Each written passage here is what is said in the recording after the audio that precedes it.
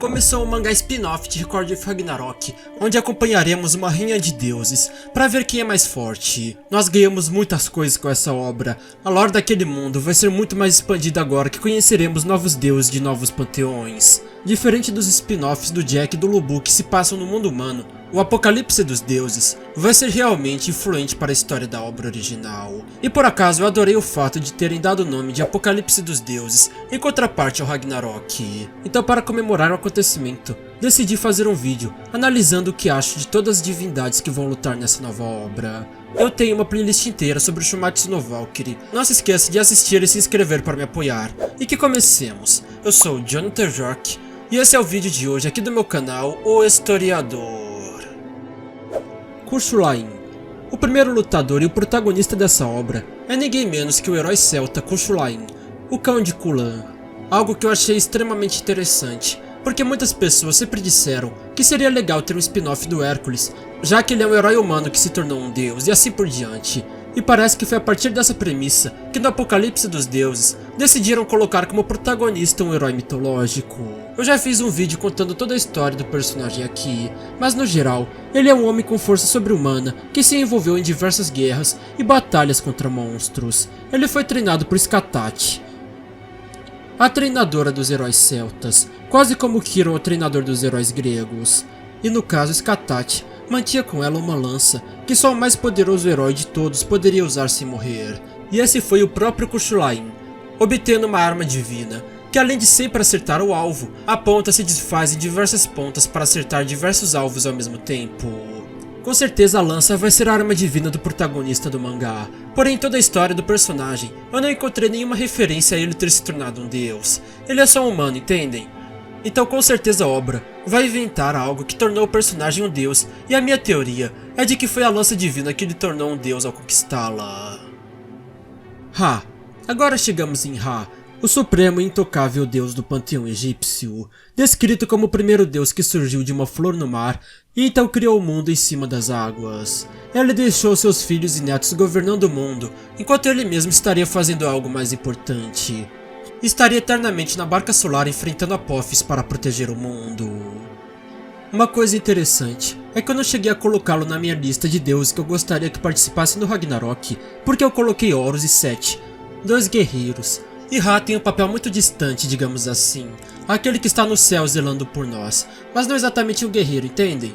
Mas independente disso, o que mais me intrigou é que os deuses egípcios por muito tempo foram um mistério do Ragnarok, porque eles nunca tinham aparecido, só havia o nome Anubis na listagem, e ele só agora foi aparecer. E tipo, imagina como é pro Ra saber que o Anubis foi escolhido para participar do Ragnarok, e ele, que é o líder do panteão, não foi escolhido. Incluindo, tem até uma cena do mangá que mostra os 4 maiores deuses, digamos assim, e estava Zeus, Odin, Shiva e Hades, ou seja, 13 líderes de panteões e tipo... Eu até aceitei o Buda não estar no meio porque o panteão dele é meio bosta. É como se ele basicamente estivesse sozinho pelo budismo.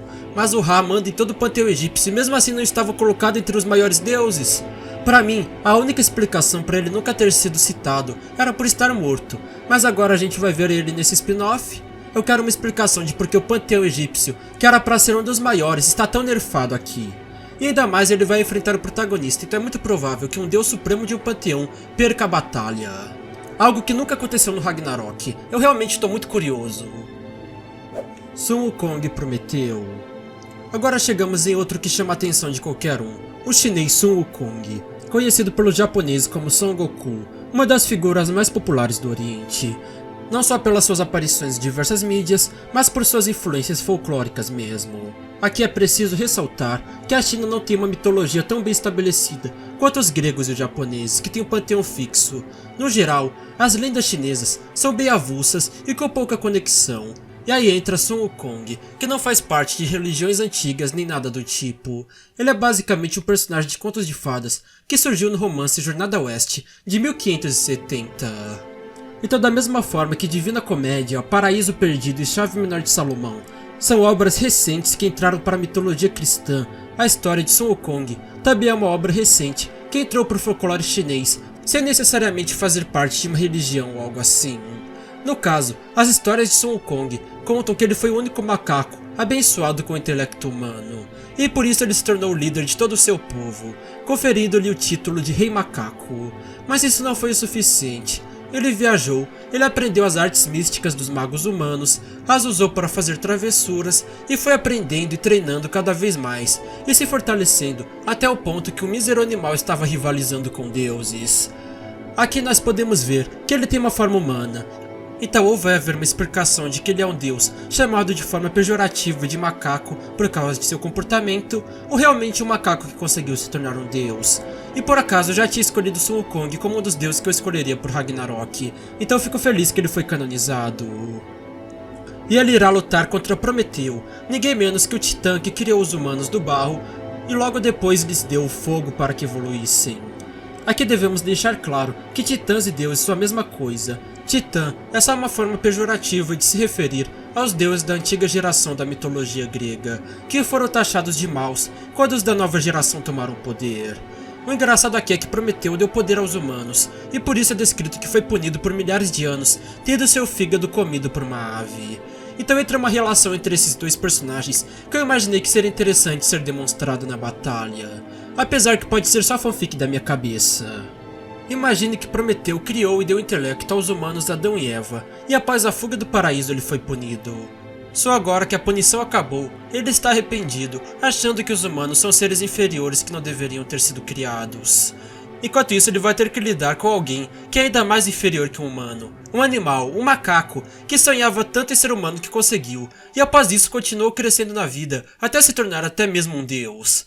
Ou melhor, pode ter até uma explicação, porque os humanos na mitologia grega eram originalmente como animais, mas foi quando Prometeu lhes deu o fogo que eles desenvolveram o intelecto. Imagine que também foi ele que acabou entregando, propositalmente ou acidentalmente, o fogo a um macaco. Só que enquanto os humanos distribuíram o fogo se tornando, digamos assim, humanos, o macaco o manteve só para ele, e por isso conseguiu crescer mais que os outros, se tornando até mesmo um deus. Existem diversas possibilidades, mas pela primeira vez, nós vamos ver como Adão foi criado, já que nessa obra, ele não foi criado por Deus, e sim pelos deuses, ou seja, deve ter sido por conta do Prometeu. Então chegamos a Suzaku, uma figura que deve ter deixado vocês muito curiosos, porque da mesma forma que Shaka e Son Goku são apenas as formas em japonês de se referir ao Buda e ao Sun Wukong, Suzaku é a forma que os japoneses se referem ao Vermilion Bird, o pássaro vermelho das lendas chinesas, chamado em chinês de Zuke. Nessa lenda em específico, é descrito que o mundo é governado por 4 feras celestiais, que cada uma domina uma das 4 direções cardeais, sendo elas as 4 principais constelações a ditar essas direções.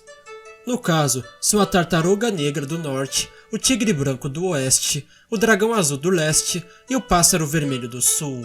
No caso, o Pássaro Vermelho é o Suzaku. Ah, e para quem gosta de Kung Fu Panda, já é bem conhecido que os 5 Furiosos são os 5 estilos de Kung Fu, tanto que é por isso que eles não têm nome, sendo chamados apenas pelo nome de sua espécie, já que é o nome do estilo de luta. Então, também em Kung Fu Panda é dito que 1000 anos atrás existia um grupo lendário de lutadores que eram as 4 constelações, que eram exatamente a Tartaruga Negra, o Tigre Branco, o Dragão Azul e a Fênix Vermelha. Isso me deixa intrigado sobre existirem dragões e fênix no mundo de Kung Fu Panda, onde só existem animais. Os animais místicos já devem ter sido extintos então. Mas a questão aqui é que o Pássaro Vermelho é muitas vezes identificado com a Fênix chinesa, a Feng Huang. Existem diversas discussões sobre serem criaturas diferentes, mas no geral, esperem algo parecido com a Fênix. Ah, agora chegamos no Indra, um dos maiores deuses do hinduísmo. Aqui devemos deixar claro que uma coisa complicada na mitologia hindu é que aqueles milhões de pessoas seguem aquele amontoado de deuses há muitos milhares de anos. Então a mitologia variou muito com o tempo no quesito de que antigamente naquele amontoado de deuses as pessoas tinham mais preferência para rezar pelo Indra, porém recentemente elas têm mais preferência pelo Shiva ou pelo Ganesha. Então tipo, eles têm diversos deuses e o Indra ainda está lá. A questão é que foi milhares de anos atrás que o Indra foi o mais venerado, digamos assim. Ele é um deus dos relâmpagos e tempestades, e seu maior feito foi salvar o mundo do demônio serpente Vritra, algo que vocês devem ter percebido que é muito parecido com Thor e Jormungandr, Susanoo e Yamato no Orochi, Perun e Veles, Deus e Leviatã o Diabo e muitas outras representações de um deus que jogou uma serpente por terra. Só que no caso de Record of Ragnarok, a única coisa que sabemos sobre o Indra é que ele levou um pau do Shiva. Então mesmo sem saber suas habilidades, nós sabemos que ou ele é mais fraco que o Shiva e por isso perdeu o posto de líder do panteão hindu, ou ele está há muito tempo treinando e se fortalecendo para superá-lo. Nesha é uma figura que tenho certeza que poucos de vocês conheciam, e eu realmente nunca tinha ouvido falar dele, já que, como eu disse, as lendas chinesas são extremamente dispersas, geograficamente e cronologicamente, para terem um panteão fixo. Pelo que pesquisei, Nesha é uma divindade de uma lenda chinesa, que é como um deus da sorte, que voa tendo domínio sobre os ares e o fogo.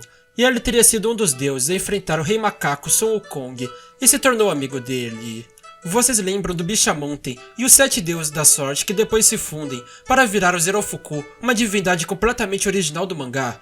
Muito provavelmente o Nesha vai ser a chance dos criadores desenvolverem direito o que o Bishamonten e o Zerofuku deveriam ser. Agora chegamos em Morrigan, uma divindade celta que é uma das minhas deusas favoritas de todo o mundo, porque ela é como se fosse uma valquíria das trevas, uma deusa guerreira, bela e sensual, que vai buscar os mortos nos campos de batalha. Aqui nessa obra, o visual dela já foi revelado, nos deixando claro que é uma mulher extremamente forte e musculosa, basicamente um Hulk com uma cabeça feminina. Por um lado, estamos felizes com o fato de que finalmente resolveram colocar lutadoras femininas na obra. Mas, por outro lado, fico triste que falta feminilidade na única lutadora feminina. É basicamente um homem maromba burucutu que tem um rosto de mulher. Não me entendam mal, o problema não é ser musculosa, eu mesmo sou apaixonado na Maki de Jujutsu Kaisen, e olha esses braços gigantes, meu Deus, que coisa linda. É só questão de que se quer colocar uma personagem feminina, que ela seja feminina. Dá pra ser feminina e burukutu ao mesmo tempo, como é a Maki. Mas também sempre existe a chance da Morrigan ter uma segunda forma mais feminina, como é o caso de Margarete Macaron, do anime Mashley. Mas o que mais me intriga aqui é que só existem 2 lutadores celtas nesse torneio, ela e o protagonista Kushulain. E, bem, na mitologia, Morrigan é apaixonada pelo Kushulain, e se nós formos olhar a lista, veremos que se ambos chegarem nas semifinais, eles vão se enfrentar. Aí finalmente poderemos ver qual drama existe entre esses 2 personagens. Eu já tinha colocado a Morrigan na minha listagem de deusas mulheres que eu escolheria por Ragnarok, e ainda bem que se tornou canônica. Agora chegamos em Ahura Mazda, uma figura que me intriga muito e acho que vai ser extremamente interessante, principalmente porque finalmente teremos um representante da mitologia persa, a religião conhecida como Zoroastrismo.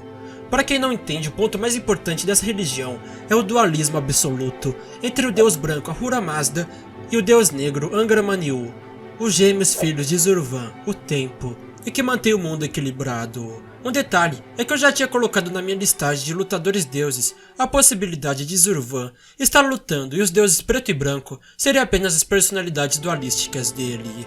Aqui eles colocaram Ahura Mazda, o branco e bom, carregando seu gêmeo Angra Mainyu de um dos lados do corpo. Mas de um jeito ou de outro, é outro deus que eu propus e foi canonizado do jeitinho que eu queria. Comemoremos. Acho que não tem muito o que se dizer sobre ele. É mais um líder de panteão, e terá essa dupla personalidade como seu maior traço.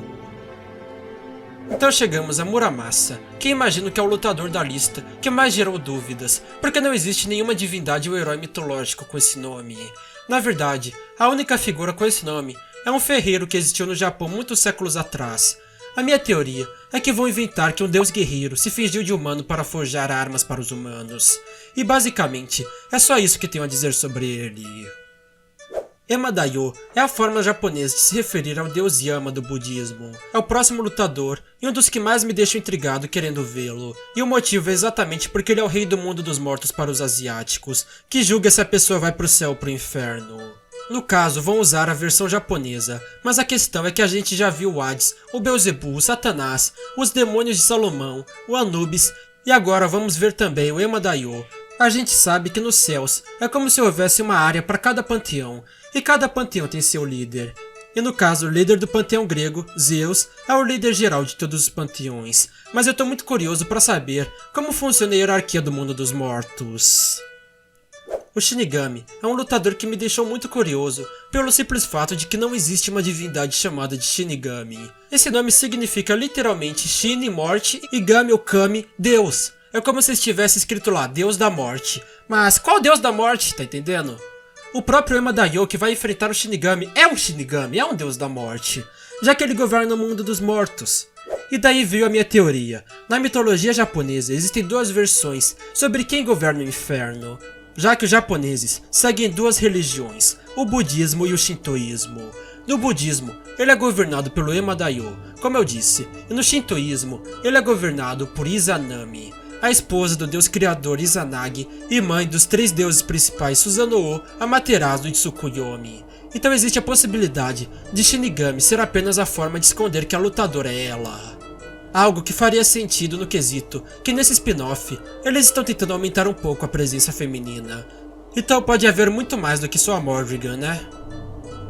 E também existe a possibilidade do Deus da Morte ser simplesmente o ceifador genérico, mas vocês entenderam. Leviatã e Belial. Agora chegamos na luta que mais me intrigou nessa obra, a luta entre Leviatã e Belial, e o motivo é exatamente porque não são deuses, eles são demônios. No Ragnarok comum, nós já tínhamos o Beelzebub, que é o nome de um demônio cristão muitas vezes considerado o próprio diabo. Porém, se você for ver, ele é uma endemonização de um deus semita, então faz sentido ele ser um deus. E junto a ele, também nos foram apresentados os anjos Lúcifer, Samael e Azazel, que os cristãos consideram demônios, também sendo apenas nomes para o próprio diabo, mas no geral são anjos demonizados. Mas quando chegamos em Leviatã e Belial não é bem assim, eles são realmente demônios. No caso, Leviatã é dito como o príncipe do inferno da inveja e a serpente colossal que habita o abismo dos mares. Algumas versões descrevem que ele é um anjo caído, mas a maioria descreve que ele é uma força primordial da natureza, um terror colossal que existe desde a criação do mundo, ou então vindo desde muito antes do mundo ser criado, tanto que Deus teria o aprisionado no mar ou matado sua esposa impedindo que procriassem, porque sabia que o Leviatã seria a maior ameaça em destruir a sua criação, o mundo dos humanos. Já Belial é outro ser interessante no quesito de que algumas listagens demonológicas o descreve como o demônio mais grandioso e poderoso do inferno, enquanto muitas outras listagens nem mesmo o citam, como se ele nem existisse. Da mesma forma que acontece com, por exemplo, o Beelzebub, o Azazel, o Samael e o Lúcifer. Mas a verdade é que no fim das contas, Belial é mais outra forma de se referir ao próprio diabo. Então da mesma forma que a obra separou os vários nomes para o diabo em vários personagens, o deus Beelzebub, os anjos Lúcifer, Azazel e Samael e o ser primordial Satanás, eles também separaram agora mais um deus. Apesar de que, como eu disse, Belial não tem nenhum fundo mitológico como deus, como é o caso de Beelzebub. Ele é como o Mefistófeles alemão, só uma forma diferente de representar o mesmo Satanás de sempre. Então é muito provável que todo aquele drama descrito no flashback do Beelzebub sobre Satanás, o governante primordial do inferno, seja mais uma vez explorado nessa luta de dois demônios. Agora chegamos a Surtur, o único aqui que é realmente relacionado ao Ragnarok, apesar de ter sido jogado no Apocalipse dos Deuses. Mas ignorando isso, é dito que Surtur é o rei de todos os gigantes de fogo, do mundo de Muspelheim. É dito que com a chegada do Ragnarok, ele se erguerá para destruir o nosso mundo com sua espada brilhante e suas chamas infernais, mas será detido pelo deus nórdico Frey, numa luta onde os dois acabarão perecendo, após muita destruição ser causada. Esquecendo um pouco a profecia do Ragnarok, aqui ele vai lutar contra a Hydra, mas ainda assim será um lutador à base de fogo, algo muito interessante. Então a gente chega na Hydra, que me intriga no quesito de que na mitologia ela é um monstro dracônico, uma serpente de diversas cabeças que vive num pântano. Ela é filha do rei dos monstros Tifão e da rainha dos monstros Equidna. Muito provavelmente, ela terá uma forma mais humanoide, igual fizeram com o Anubis, o Ra e até com o Sun Wukong. Mas a coisa que mais me intriga aqui é que no flashback do Hércules, é dito que ele foi aceito como um deus, depois de cumprir os seus 12 trabalhos. E digamos apenas que quem conhece a mitologia sabe que um desses trabalhos era matar a Hydra. Ou seja, no flashback foi confirmado que o Hércules matou a Hydra, mas agora a gente vai acompanhar ela presente no Apocalipse dos Deuses. Eu realmente não sei o que esperar porque ela é uma fera, um animal irracional. Não consigo imaginar um contexto que a levou a ser considerado um deus. Agora chegamos na questão que me intriga. Como vocês podem ver, o Apocalipse dos Deuses adicionou novos panteões, como o Celta e o Persa.